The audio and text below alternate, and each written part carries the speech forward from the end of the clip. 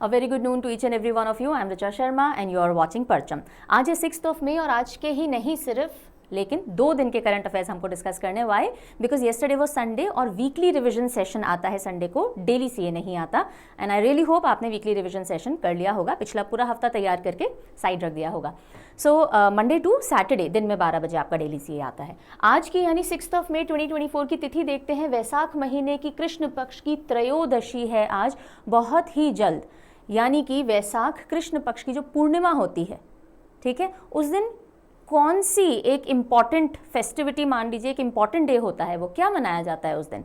वैसाख के कृष्ण पक्ष की जो पूर्णिमा होगी उसको कुछ एक इम्पॉर्टेंट डे पड़ता है। लिखिए ज़रा कमेंट सेक्शन में, अगर पता है तो। एग्जामिनेशन भी पूछा जाता है। अच्छा, रिसेंटली मैंने आपके लिए पूरे अप्रैल 2024 का MCQ सेशन अवेलेबल करवाया है। जिन बच्चों को नहीं पता, नहीं चेकआउट किया, तो आप जाकर के देख सकते हैं। मंथली सीए प्लेलिस्ट है पूरी बनी हुई 2024 की अलग से, वहाँ पे आपको ये मिल जाएगा। और काफ़ी नए क्वेश्चंस इस बार मैंने डाले थे, जिसके ऊपर स्टेटमेंट बेस्ड काफ़ी क्वेश्चंस थे।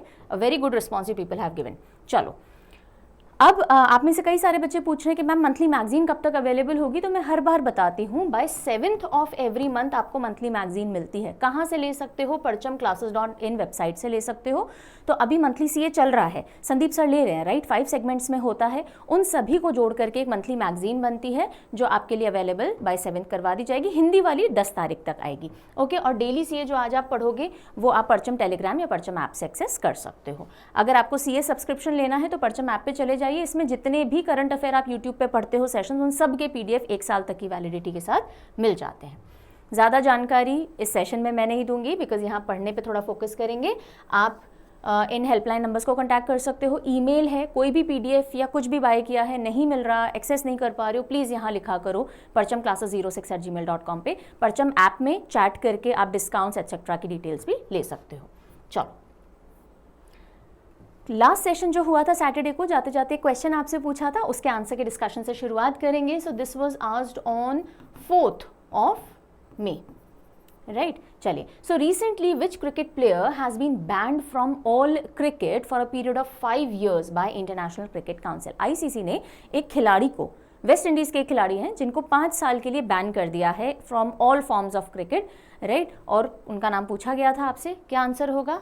Devine Thomas. अगर देव भी चाहे ना अब, तो इनको खिला नहीं सकते अगले कुछ साल because of this ban. So Devin Thomas West Indian player हैं। आज के सेगमेंट पे मूव करते हैं और सबसे पहले एक बहुत इंपॉर्टेंट इंडेक्स है जो कि रिलेटेड है वर्ल्ड प्रेस फ्रीडम से related, okay. So world press freedom index 2024 release कर दिया गया है। कौन रिलीज करता है, टॉप पे कौन रहा, बॉटम पे कौन रहा, इंडिया की क्या रैंकिंग है, किन पैरामीटर्स पे रैंकिंग दी जाती है, ये सारे पॉइंट्स हमको इंडेक्स के केस में पढ़ने होते हैं। तो चलिए पढ़ना शुरू करते हैं। सो इंडिया का रैंक 180 कंट्रीज में से 159th रहा है in terms of press freedom, यानी हमारे इंडिया में प्रेस को बहुत कम फ्रीडम है अपनी मर्जी से रिपोर्टिंग करने की एज पर दिस इंडेक्स। और यहीं पे मैं बता दूं, पिछले बार जो इंडेक्स आया था गवर्नमेंट ने सिरे से नकार दिया था कि हम नहीं मानते आपके इंडेक्स को, ऑब्वियसली बिकॉज ये गवर्नमेंट की तरफ थोड़ा नेगेटिव रुख दिखाता है। So world press freedom index 2024 में इंडिया की रैंक क्या रही? 159 आउट ऑफ 180 कंट्रीज। और कौन रिलीज करता है ये वाला इंडेक्स? सो एक ऑर्गेनाइजेशन है रिपोर्टर्स सैंस फ्रंटियर्स, RSF, और अगर आप उसको इंग्लिश में देखेंगे तो रिपोर्टर्स विदाउट बॉर्डर्स, ये बॉर्डर्स भी येलो होना चाहिए था। रिपोर्टर्स विदाउट बॉर्डर्स ये एक बॉडी है जो कि रिलीज करती है इस इंडेक्स को, और इसमें 180 में से इंडिया की रैंक 159 है। मैं थोड़ी बार रिपीट कर रही हूँ ताकि ये नंबर थोड़ा दिमाग में टिक जाए आपके। टॉप पे कौन रहा?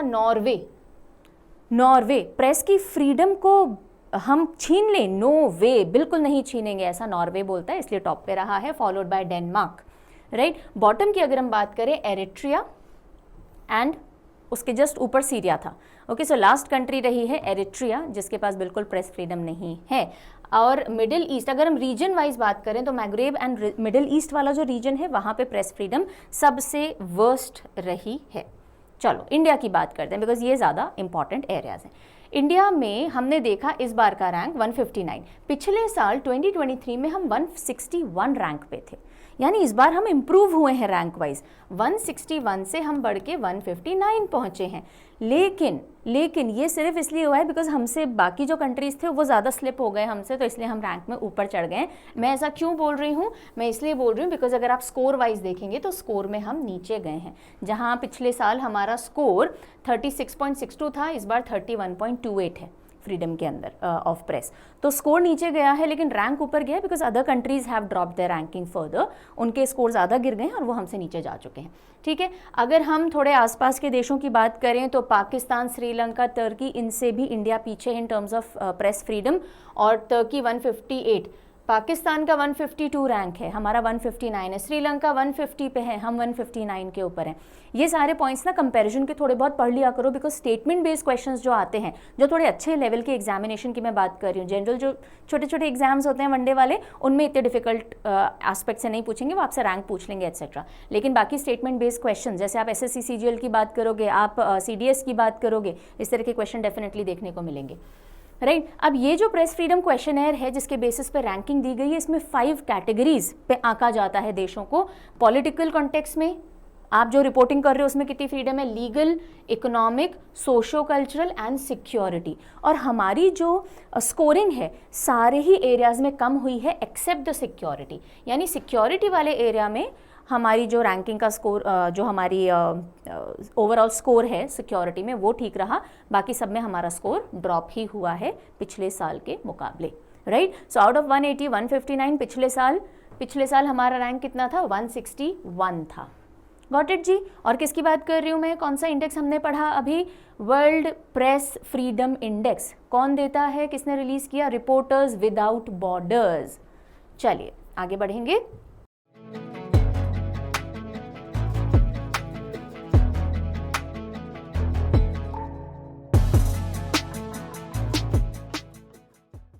ना यूनेस्को से रिलेटेड एक अवार्ड है जो कि वॉर सिचुएशन में जो जर्नलिस्ट रिपोर्टिंग करते हैं उनको दिया जाता है, बिकॉज अपनी जान जोखिम में डाल रहे होते हैं, वहाँ बिल्कुल वॉर फ्रंट पे क्या चल रहा है वो सब तक पहुँचा रहे होते हैं। तो ऐसे लोगों को UN की तरफ से अवार्ड दिया जाता है। I am so sorry.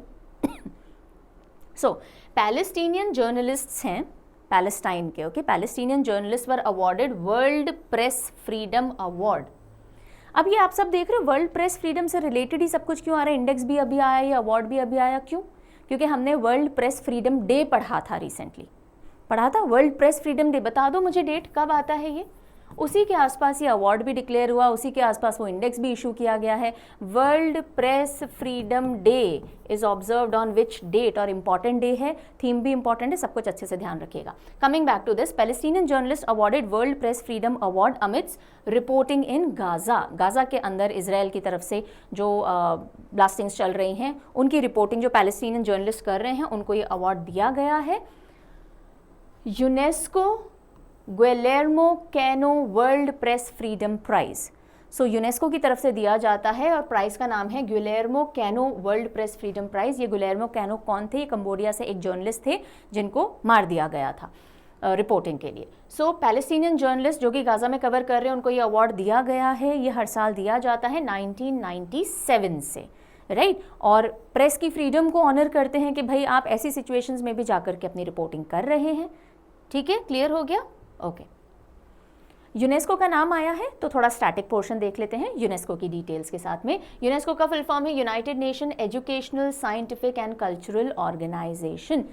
जितने भी देश हैं उनके बीच में कोऑर्डिनेशन करने का काम करती है, कोऑपरेशन करने का काम करती है in the sphere of education, science, culture, communication, information, और इस तरीके से जोड़े रखती है देशों को, तो थोड़ा एक लेवल ऑफ पीस मेंटेन करने के लिए कंट्रीब्यूट करती है ये संस्था, राइट। जैसे यूनेस्को वर्ल्ड हेरिटेज साइट्स हम पढ़ते हैं, राइट, तो वो कल्चरल एंगल से, एजुकेशनल एंगल से, साइंटिफिक एंगल से एक दूसरे देशों को कहीं ना कहीं कनेक्ट कर रही होती है। ये हेडक्वार्टर कहाँ है इसका, पेरिस के अंदर है। और हेड कौन है, डायरेक्टर जनरल कौन है, ऑड्रे अजूले, राइट। सो आप यूनेस्को के ऑफिस जा रहे हो अगर किसी से मिलने, तो ऑडी में बैठ के जा रहे हो, आउडी ऐसे करके, ऑड्रे अजूले। अगर आपको नहीं पता इनका नाम तो याद कर सकते हो, she is a female, okay. चलिए अब थोड़ा बाहर के डोमेन से वापस इंडिया में आते हैं। और इंडिया में प्रोजेक्ट चीता चल रहा है, 2022 से इसकी शुरुआत हुई थी सितंबर से। उस प्रोजेक्ट चीता में सबसे पहले नमीबिया और साउथ अफ्रीका से चीता कहाँ लाए गए थे? कूनो नेशनल पार्क मध्य प्रदेश के अंदर, राइट। फिर डिसाइड किया गया कि एक और जगह देखते हैं हम, ताकि अब जो चीता लाए वो वहाँ पर लेकर के आएँ, और उसके लिए कौन सी जगह डिसाइड हुई? Gandhi Sagar wild life sanctuary, Madhya Pradesh की ही।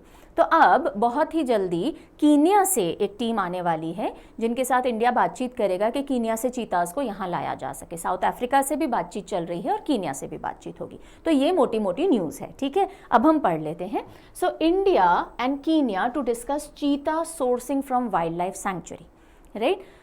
सो इंडिया होस्ट करेगा बहुत ही जल्दी, by the end of this month probably, delegation from Kenyan officials, जो कि एक्सप्लोर करेंगे पॉसिबिलिटी कि क्या भाई हम केन्या से चीताज को यहाँ ला सकते हैं प्रोजेक्ट चीता के अगले फेज के तौर पे, और लाए जाएंगे तो Gandhi Sagar wild life sanctuary.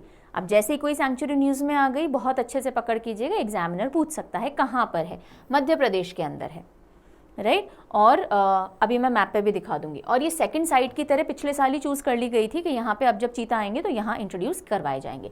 Project चीता, लाइक आई टोल्ड यू, सितंबर 2022 में शुरू किया गया। इंडिया से चीता एक्सटिंक्ट हो चुके हैं, तो वापस उनको इंट्रोड्यूस करने के लिए अफ्रीकन कंट्रीज से चीता लाए जा रहे हैं, है ना। कब हुए एक्सटिंक्ट इंडिया में चीता? 1952 में। और सबसे पहले जो चीताज आए थे, टोटल 8 चीता लाए गए थे, 3 मेल और 5 फीमेल, और कूनो नेशनल पार्क के अंदर लाए गए थे। आज की अगर हम बात करें, टोटल कितने चीता हैं? 27 चीता कूनो नेशनल पार्क, जो कि मध्य प्रदेश के श्योपुर डिस्ट्रिक्ट में है। श्योपुर डिस्ट्रिक्ट में, शिवपुर भी बोलते हैं इसको। सो 27 चीता, 27 चीताज आर थ्राइविंग देयर, और अभी तक टोटल 10 चीता मर चुके हैं जितने भी लाए गए हैं उनमें से, because of the diseases, infection, climate conditions की वजह से कुछ ना कुछ इन्फेक्शन के चलते ये मारे गए हैं। प्रोजेक्ट चीता में इंडिया ने प्लान किया है कि हर साल 8 से 14 यानी 8 to 14 चीताज लाए जाएंगे फॉर द नेक्स्ट 5 ईयर्स। यानी 2022 में स्टार्ट हुआ, सो अगले 5 साल तक फ्रॉम दैट पीरियड इतने चीता इंट्रोड्यूस किए जाएंगे ताकि इंडिया में ये थोड़ा थ्राइविंग पॉपुलेशन पे आ सके। Now let us look at some cheetah facts. So cheetah को बिग कैट स्पीशीज में ओल्डेस्ट माना जाता है, यानी जो इनके एंसेस्टर्स हैं चीताज के, वो करीब 8.5 मिलियन ईयर्स के आसपास ट्रेस किए गए हैं। इतने पुराना इनका लीनिएज देखा गया है, और ग्लोबली 7,500 के अंडर में चीता का नंबर एट द टाइम है, राइट। अगर हम IUCN रेड लिस्ट के हिसाब से देखें तो वल्नरेबल स्पीशीज में ये डाला जाता है, लेकिन क्रिटिकली एंडेंजर्ड कहाँ के चीताज हैं? अगर हम नॉर्थ वेस्ट अफ्रीका के देखें, अफ्रीकन कॉन्टिनेंट में कई जगह पाए जाते हैं, नॉर्थ वेस्ट अफ्रीका के चीता और एशियाटिक चीता अगर हम देखें तो उनको क्रिटिकली एंडेंजर्ड माना गया है। 90% जो ग्लोबल हैबिटेट है चीता की ओवर द टाइम खत्म हो चुकी है, and now they live in 9% of their historic range. जहाँ भी ये रहा करते थे अब उसके 9% में ही सिमट के रह गए हैं। Okay, so these are some of the facts. चलिए मुझे चीता का जूलॉजिकल नेम लिख के बताइए जल्दी से। चीता को जो साइंटिफिक नेम होता है उसमें क्या कहा जाता है? Right down. ना since Gandhi Sagar wild life sanctuary came into picture, तो देखिए मैप पे देखिए, मध्य प्रदेश के नॉर्थ वेस्टर्न साइड पे ये आपको MP दिख रहा है, दिस इज MP, राइट। और यहाँ पे गांधी सागर है, बिल्कुल बॉर्डरिंग राजस्थान वाला एरिया आ जाता है। So north western Madhya Pradesh में one of its boundaries running along the borders of Rajasthan, और 1974 में इसको नोटिफाई किया गया था। चंबल रिवर है जो यहाँ से होकर के गुजरती है। ओके, राजस्थान, मध्य प्रदेश, ये इस वाले साइड पे चंबल है, सो वो यहीं से होकर के गुजरती है, this one.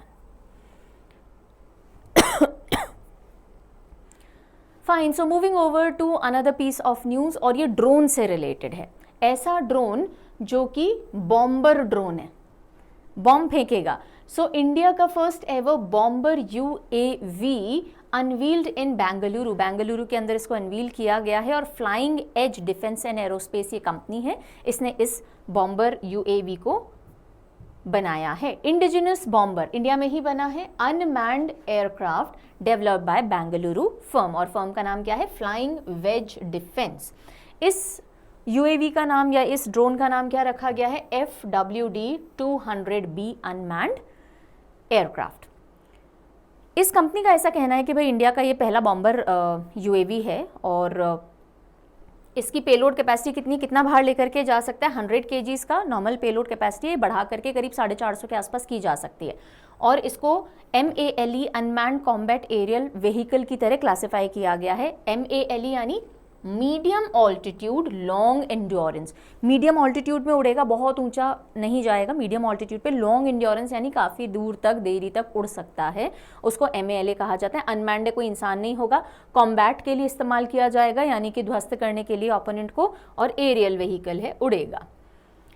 Right, like I told you maximum take off weight कितना हो सकता है, 498 kgs, मतलब 450 नहीं, करीब करीब 500 ही है। और इसकी जो ग्राउंड कंट्रोल स्टेशन की रेंज है 200 किलोमीटर्स के दायरे तक आप इसको ग्राउंड स्टेशन से कंट्रोल कर सकते हो।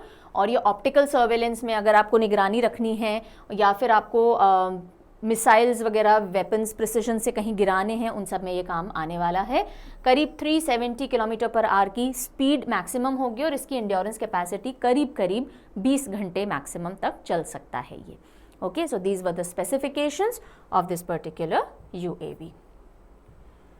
नेक्स्ट खबर के लिए अब हम चलेंगे उत्तराखंड। उत्तराखंड ने लॉन्च किया है इंडिया का पहला astro tourism campaign. Astro tourism, अगर आपको चांद सितारे में इंटरेस्ट है तो जाकर के आप यहाँ पे इनके टूरिज्म के थ्रू एक्सपीरियंस कर सकते हो और सेमिनार्स अटेंड कर सकते हो इन्फॉर्मेशन लेने के लिए। और ये जो इन्होंने एस्ट्रो टूरिज्म कैंपेन शुरू किया है, इसका नाम रखा है नक्षत्र सभा।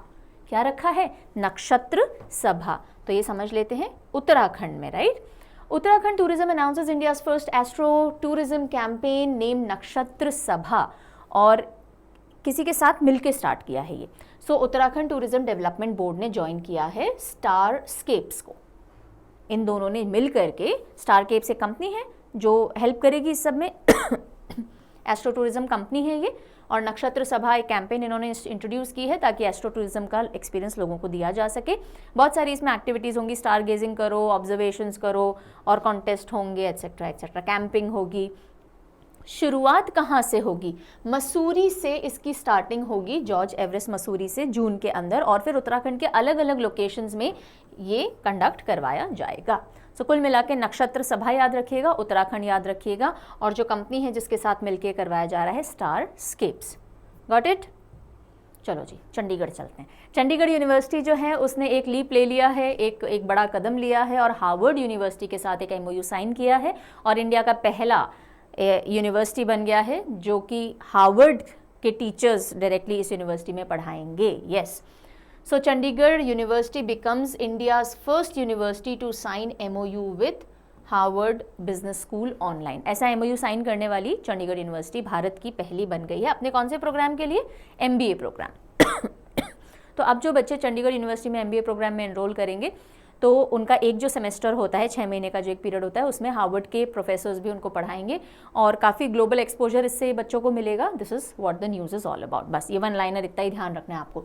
Chandigarh university becomes India's first to start Harvard programme and they've sign an MOU with Harvard to offer business management program in collaborative manner.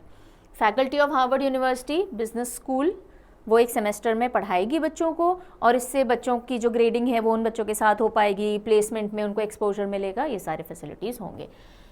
CUK यानी चंडीगढ़ यूनिवर्सिटी के चांसलर कौन है, सतनाम सिंह संधू। ये इन्होंने MOU पे अपने सिग्नेचर किए हैं। ठीक है, नेक्स्ट न्यूज़, अपॉइंटमेंट एक प्राइम मिनिस्टर का, और ऐसे प्राइम मिनिस्टर जो कि प्रो चाइना हैं, चाइना की तरफ अपना झुकाव रखते हैं। So pro China Jeremiah Manele, okay, ये बने हैं न्यू सोलोमन आइलैंड्स के प्राइम मिनिस्टर। सोलोमन आइलैंड्स कहाँ है, सोलोमन आइलैंड्स ऑस्ट्रेलिया के थोड़े नॉर्थ साइड में, ओशिनिया रीजन।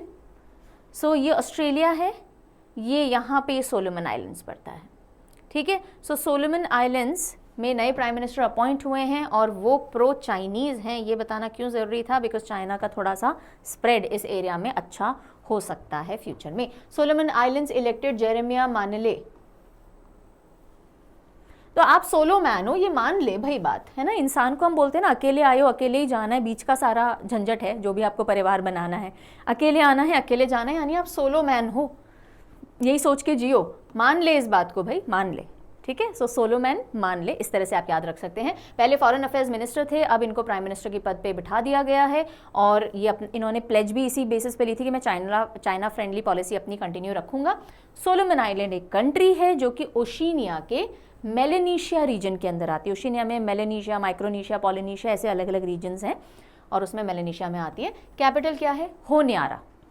होनियारा, न्यारा होना समझते हो, अलग होना। तो आप बोल रहे हो मैं सोलो मैन हूँ, मैं बिल्कुल सोलो मैन हूँ, घर वाले क्या बोलते हैं? होनियारा, निकलो बाहर, चलो सोलो मैन हो। तो इस तरह से आप कैपिटल भी याद रख सकते हैं। नेक्स्ट न्यूज़ पे मूव करेंगे और इसके लिए अब हम चलेंगे सर्बिया। कहाँ चलेंगे? सर्बिया। सर्बिया कहाँ है जी? मैप पे देखो पहले।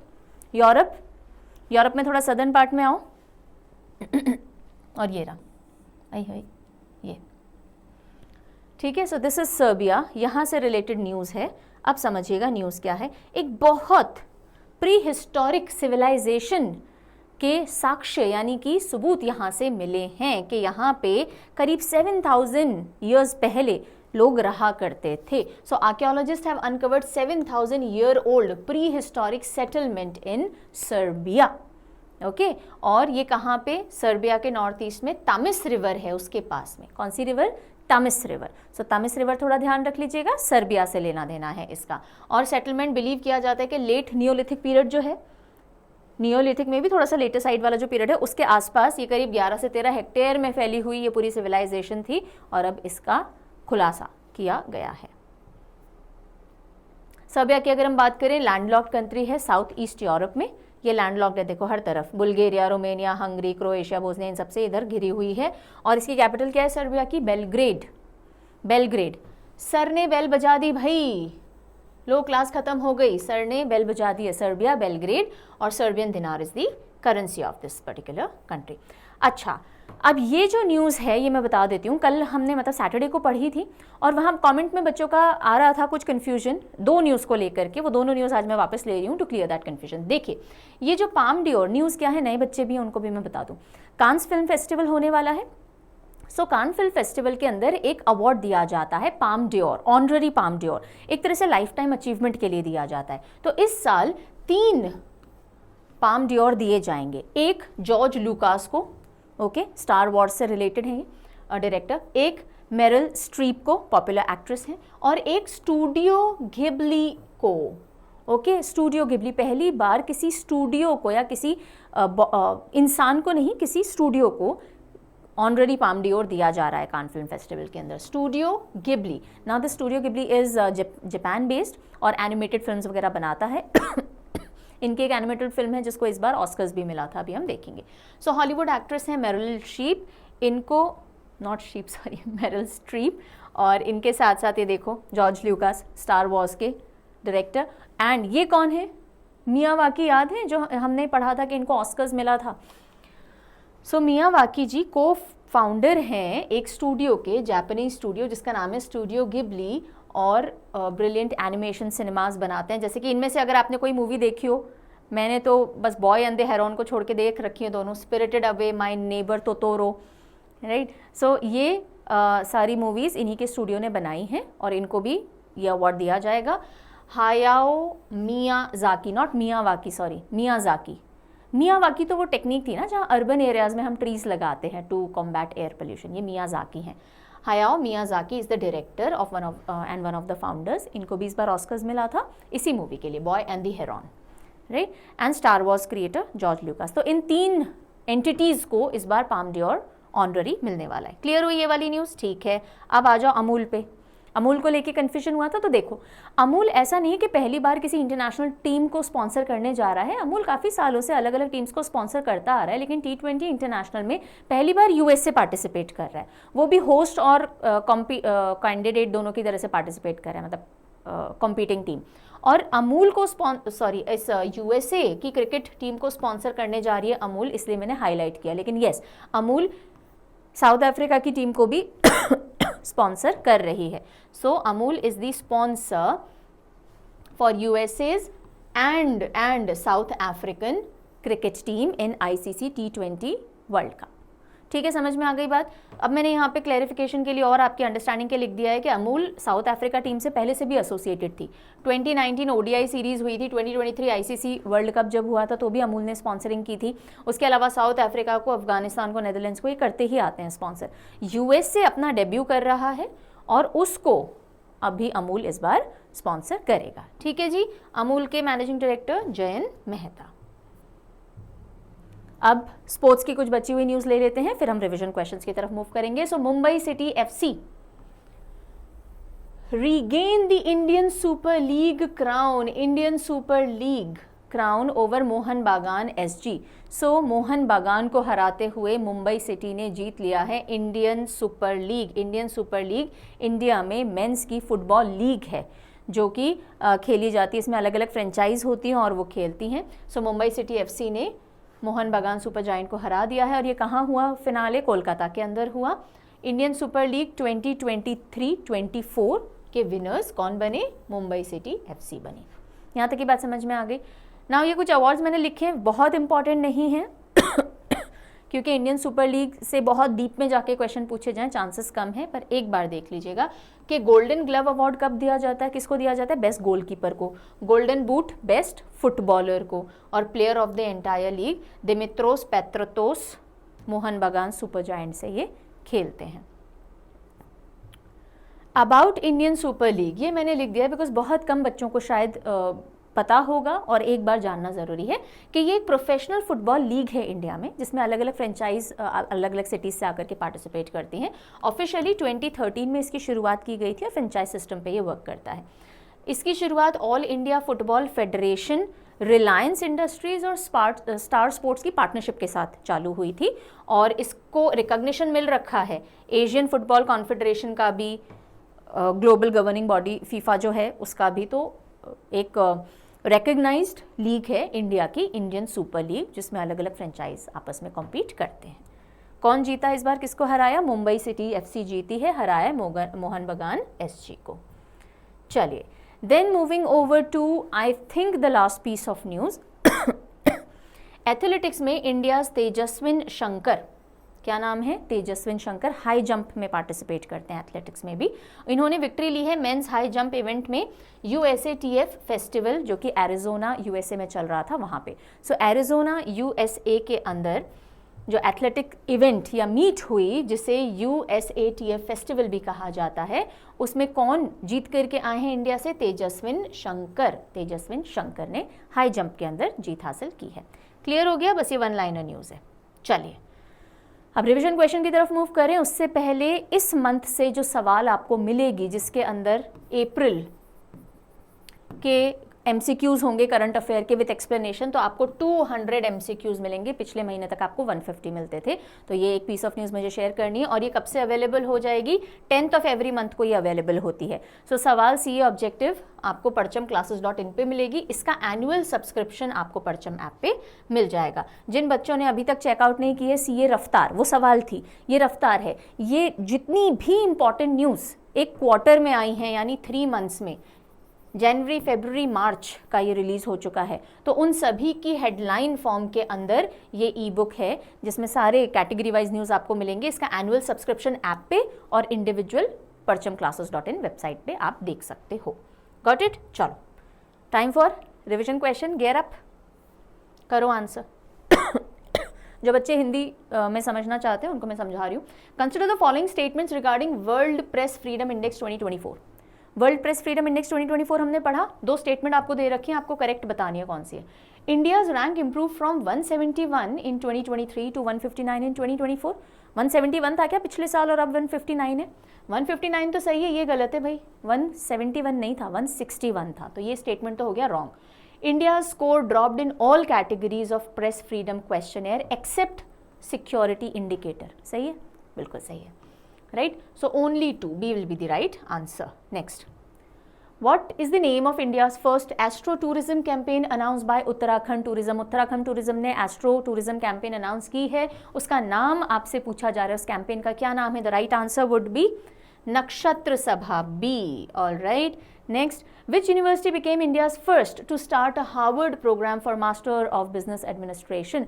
कौन सी यूनिवर्सिटी ने हार्वर्ड के साथ MOU साइन किया है MBA के लिए? Chandigarh university. Very nice. C will be the answer. Which wildlife sanctuary is chosen as the second site for reintroduction of cheetahs in India? जो चीता इंट्रोड्यूस किए जाने हैं वापस से भारत में, उसकी सेकंड साइट के तौर पे किसको लिस्ट किया गया है? And the answer would be Gandhi Sagar wild life sanctuary, Madhya Pradesh. Who developed India's first indigenous bomber unmanned aircraft, जिसका नाम क्या है? FWD-200B. कौन सी कंपनी है जिसने ये बनाया है? देखिए कौन सी कंपनी है? Flying wedge defence, Bengaluru based है. अरे आपका क्वेश्चन ऑफ द डे मैंने बता दिया आंसर तो. आज क्वेश्चन ऑफ द डे ही नहीं है. I am so sorry. ये मुझे आपसे पूछना था, इसका आंसर मैंने ही बता दिया. कोई बात नहीं, छोड़ो. चलो आ जाओ.